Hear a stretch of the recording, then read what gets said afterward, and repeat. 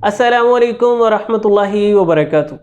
अगर मैं आपसे सवाल करूं कि क्या कोई ऐसा तरीका है जिसकी मदद से बैठे बैठे या चलते फिरते या लेटे लेटे बग़ैर किसी मेहनत मुशक्क़त दवा या ख़र्च के हमारे फेफड़ों की सेहत अच्छी हो जाए, दिल के मसाइल से हम महफूज रहें, निज़ाम हज़म की ख़राबियों से पेचीदगियों से बाहर निकल सकें, पुराने बलगमी मसाइल नज़ला ज़ुकाम केरा जैसी शिकायत में सांस की तंगी में हमें कुछ राहत मिले, दिमाग की कारकर्दगी अच्छी हो जाए, कंसंट्रेशन बेहतर हो, तवज्जो में यकसुई में इजाफ़ा हो जाए, तो आपका जवाब क्या होगा? मेरा ख्याल है आपका वाज़ेह सा जवाब यही होगा कि ऐसा मुमकिन नहीं, ऐसा हो ही नहीं सकता कि कोई मेहनत मुशक्क़त ना करना पड़े, कोई दवा ना लेना पड़े और ना ही कोई ख़र्च करना पड़े और हमारा सारा अंदरूनी स्ट्रक्चर वो इतना अच्छे से परफॉर्म करना शुरू कर दे, बैठे बैठे हम ये इतना सारा फ़ायदा हासिल कर लें, ये कैसे हो सकता है? तो अगर मेरा जवाब इसके बरअक्स हो, आपको कैसा लगेगा? आप यकीनन इत्तेफाक नहीं करेंगे, लेकिन हकीकत यही है। आज की ये वीडियो ख़त्म होने तक इंशाल्लाह आपका नुक्ता नज़र इस मामले में बदल जाएगा। हम इंशाल्लाह इस टॉपिक की तरफ आएंगे। पहले कुछ तमहीदी नोट्स मैं आपके सामने रखना चाहता हूँ। एक दो बातों को समझ लीजिए। हमारे दिमाग से निकलने वाले असाब में से सबसे लंबा असब है वेगस नर्व। वैसे ओवरऑल पूरी बॉडी का तो सबसे लंबा असब वो शियाटिक नर्व है, लेकिन वो स्पाइनल कॉर्ड से, रीढ़ की हड्डी से निकलता है। दिमाग से निकलने वाले आसाब में से सबसे लंबा असब है वेगस नर्व, जो दिमाग के पिछले हिस्से से निकलता है, गर्दन से होते हुए हमारे हलक को, निकलने वाले अज़लात को, आवाज़ की नालियों को कंट्रोल करते हुए हमारे फेफड़ों में जाता है। फेफड़ों की हरकत को मुनज़्ज़म रखता है, कंट्रोल करता है। हमारे दिल की हरकत को मुतवाज़न रखता है, बैलेंस में रखता है। मैदे से होते हुए हमारी आंतों तक जाता है, यानी हमारे डाइजेस्टिव सिस्टम को कंट्रोल करता है, हमारे पूरे रेस्पायरेटरी सिस्टम को कवर करता है और कार्डियोवैस्कुलर सिस्टम को, निज़ाम क़ल्ब और रूह को, सारे को देखता है। इसीलिए इसे दिमाग और जिस्म के दरमियान एक शाहराह भी करार दिया जाता है, यानी एक सड़क जो हमारे जिस्म को दिमाग के साथ जोड़ती है। तो इस वेगस नर्व की बहुत ज़्यादा इम्पोर्टेंस है हमारे सारे अंदरूनी सिस्टम्स के ठीक रहने में। ये समझ ली बात। दूसरे नंबर पे ये समझ लीजिए, कुछ दिन पहले भी हमने एक वीडियो में इस पे तफसील से बात की कि हमारे नाक में हवाई खाने होते हैं, साइनस कैविटी, साइनोसिस गालों में होते हैं, जो पेशानी की तरफ भी आते हैं, यानी यहाँ पे कैविटीज़ बनी होती हैं। इनकी अंदरूनी झिल्ली वो नाइट्रिक ऑक्साइड भी पैदा करती है, म्यूकस मुसलसल बनाती रहती है, जिसकी बदौलत हम जो सांस लेते हैं वो नम होकर हमारे फेफड़ों तक पहुंचती है। हमारे फेफड़े ठीक रहते हैं, ज़ख्मी नहीं होते, नाक का रास्ता हमारा ठीक रहता है। और इसी तरह इन कैविटीज़ के अंदर जो रतूबत बनती है वो हवा में मौजूद बैक्टीरिया को, वायरसेस को अपने साथ चिमटा के रोक लेती है, फेफड़ों तक नहीं जाने देती, हमें ख़तरनाक मसाइल से महफूज रखती है। यानी इनमें मुसलसल नाइट्रिक ऑक्साइड पैदा होता रहता है और वो गैसेस नाक के रास्ते की तरफ आती रहती हैं, हमारे नाक के रास्ते को साफ़ रखती हैं। ऑक्सीजन हमारे पूरे बदन को सहूलत से मिलती है, जिससे दिमाग व आसाब की सेहत भी अच्छी रहती है और हम ख़तरनाक मसाइल से भी महफूज रहते हैं। ये दोनों बातें तमहीदी हैं, इनको आपने ज़हन नशीं कर लेना है। ये उस बात को समझने में मदद देंगी जो कि हम आगे करने वाले हैं, यानी किस तरह से बग़ैर किसी मेडिसिन के और बग़ैर किसी ख़र्च या मेहनत के हम पूरे अंदरूनी स्ट्रक्चर को बेहतर कर सकते हैं कि हमारे सारे सिस्टम्स वो अच्छी तरह काम करें और कई तरह की पेचीदगियों से, मसाइल से हमें निजात मिल सके। तो इसके लिए एक टूल है, आप उसे एक्सरसाइज कह लें, मेथड कह लें, हमिंग। एच के साथ 2-3 एम लगा के जो आवाज़ निकलती है हम, या हा के साथ कह लें 2-3 मीम लगा के जो आप आवाज़ निकालने की कोशिश करेंगे, हम मुंह को बंद करके नाक से हम पुश करके धकेल के आवाज़ निकाल रहे हैं। ये वही आवाज़ है जो तिलावत के दौरान गुन्ना के मौका पर हमारे नाक से निकलती है।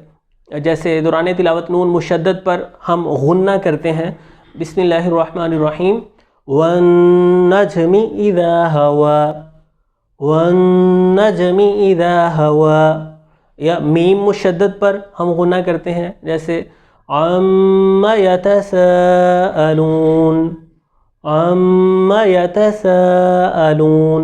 या इसी तरह जो गुन्ना के दीगर मौक़े हैं जैसे इकलाब पर या इदगाम की सूरत में, यानी नून साकिन या तनवीन के बाद हरूफ यरमलून में से जब या मीम नून वाव में से कोई हरफ आ जाता है, जैसे वमा लि अहदिन इंदहु मिन निअमतिन तुजज़ा।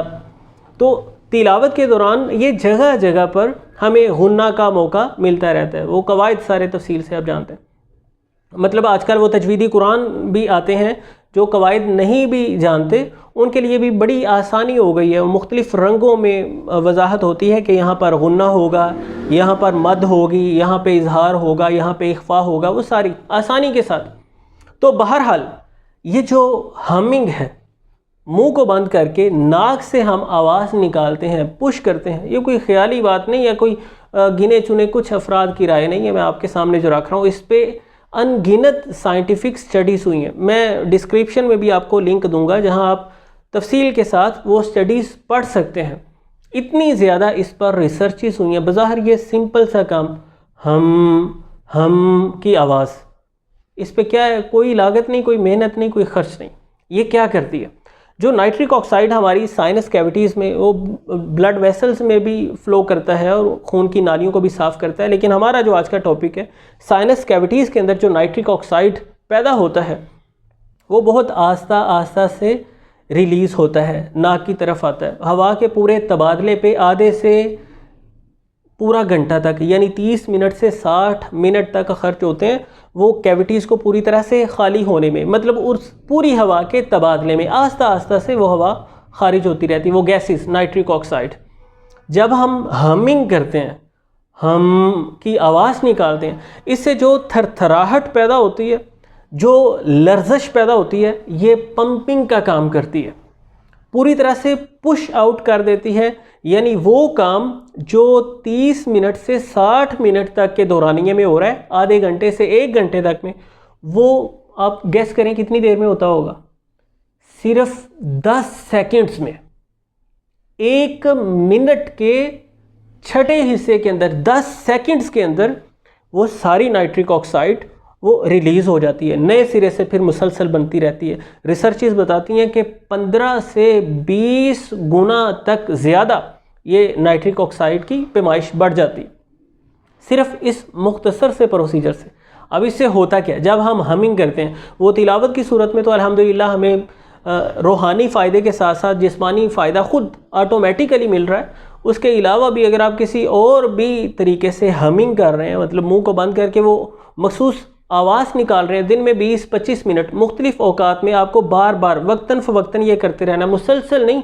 मतलब ऐसा नहीं कि बस एक ही हम बस शुरू की हुई और वो चल रही है, नहीं। मतलब इसे छोटे छोटे वक्फ़ों के साथ, जो कि तिलावत में ऑटोमेटिकली हमें फ़ायदा हासिल हो जाता है, यानी मुख्तलिफ़ मुकामात पे गुन्ना आता है।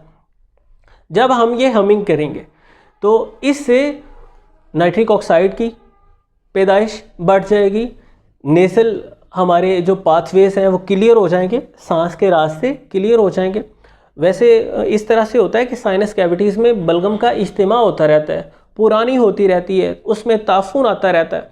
तो हमिंग के ज़रिए वो पुरानी जमी हुई बलगम निकलने की सूरत बनती है, यानी वो हमारी साइनस कैविटीज़ वो क्लियर होती हैं, बलगम का जो इज्तिमा है वो ख़त्म होना शुरू होता है।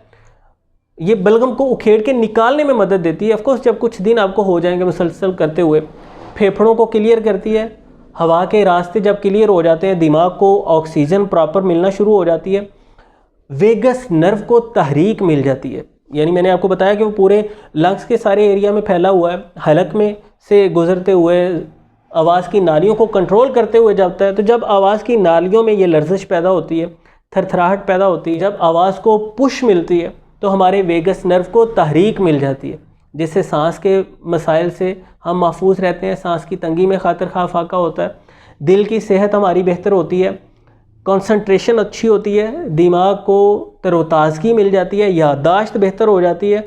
यानी जो एक गुबार सा था जिसने सांस के रास्ते को मुतासर किया हुआ था वो ख़त्म होना शुरू हो जाता है। हमारी साइनस कैविटीज़ साफ़ होती हैं, यानी उनके अंदर जो ताफ़ुन शुदा बलगम था वो निकलना शुरू होता है। पुराने नज़ला ज़ुकाम के जो पेशेंट्स हैं, इंशाल्लाह उन्हें इस टेक्निक से बहुत फ़ायदा पहुँचेगा। इससे सांस की तंगी दूर होना शुरू होती है, यानी फेफड़ों की सेहत अच्छी हो जाती है। दिल की बेचैनी, घबराहट को ख़त्म करने में ये मददगार साबित होगी। पूरा हमारा दिमाग रिलैक्स हो जाएगा, आसाब को सुकून मिल जाएगा। और गट ब्रेन कनेक्शन का आपने सुना हुआ है कि हमारी आंतों का दिमाग के साथ ताल्लुक़ होता है, तो वो यही ताल्लुक़ है हमिंग के साथ। हमिंग के साथ आप एक दफ़ा जब आवाज़ निकालेंगे हम, आप महसूस करेंगे आंतों के अंदर भी एक ख़ास तरह की सनसनाहट सी महसूस होती है। तो हमिंग के साथ हमारा डाइजेस्टिव ट्रैक भी बहुत सारी पेचीदगियों से, बहुत सारे मसाइल से महफूज हो जाता है। तो वैसे तो रोज़ाना ज़ाहिर सी बात है हम ये आवाज़ निकालते हैं किसी जुमले की अदायगी में या किसी मखसूस लफ्ज़ को अदा करते हुए, ये हम की आवाज़ पैदा होती है, मतलब मुंह को बंद करके जो हम नाक से आवाज़ निकालते हैं, और इससे जो मखसूस वाइब्रेशन और जो लर्ज़श पैदा होती है वो किसी न किसी सूरत में जारी रहती है। लेकिन अगर हम इसका बाकायदा तौर पर एहतमाम करते हैं, दिन में आधा पौना घंटा, मतलब ज़हनी तौर पे तैयार रहते हुए कि ये एक इतना मुफीद काम मैं कर रहा हूँ, वो तिलावत की सूरत में हो जाए, सबसे बेहतरीन है कि पूरे एहतमाम से हम तिलावत करें और साथ ये मखसूस जिस्मानी फ़ायदा भी हमें हासिल हो जाएगा। किसी भी सूरत में रोज़ाना की बुनियाद पर जब इसका एहतमाम कर लिया जाए तो इसके असरात वो हैरत अंगेज़ हैं। इस पे हुई स्टडीज़ के मैं कुछ लिंक्स आपको डिस्क्रिप्शन में देता हूँ, वो पढ़ के इंसान हैरान रह जाता है कि एक सिंपल सा टूल जिस पे कोई मेहनत मुशक्क़त नहीं है, वो हमें अंदर से किस कदर संवार देता है, कितने मसाइल से तहफ़्फ़ुज़ मिलता है, और कितनी ही परेशानियाँ जो पेचीदा तरीन है जैसे स्ट्रेस, एंजाइटी वगैरह, आप हैरान होंगे हमिंग को एंटी स्ट्रेस टूल भी कहते हैं। यानी दिमाग को तरोताज़ा करने के लिए भी बेहतरीन, बलगम के इखराज के लिए बेहतरीन, निज़ाम तनफ़ुस के मसाइल से, सांस की तंगी वगैरह से निजात देने के लिए शानदार, और निज़ाम हज़म को अच्छा परफॉर्म करने में इतना मुआविन। तो इंसान हैरान हो जाता है। आप इस चीज़ को अपनी डेली रूटीन में लेकर आएँ, इंशाल्लाह यकीनी तौर पे आप बहुत सारे मसाइल से तहफ़्फ़ुज़ हासिल करेंगे। बातें काफ़ी हो गई हैं, उम्मीद करता हूँ ये कुछ बातें फ़ायदा देंगी आपको। मिलते हैं इंशाल्लाह नेक्स्ट वीडियो में। अल्लाह हाफ़िज़।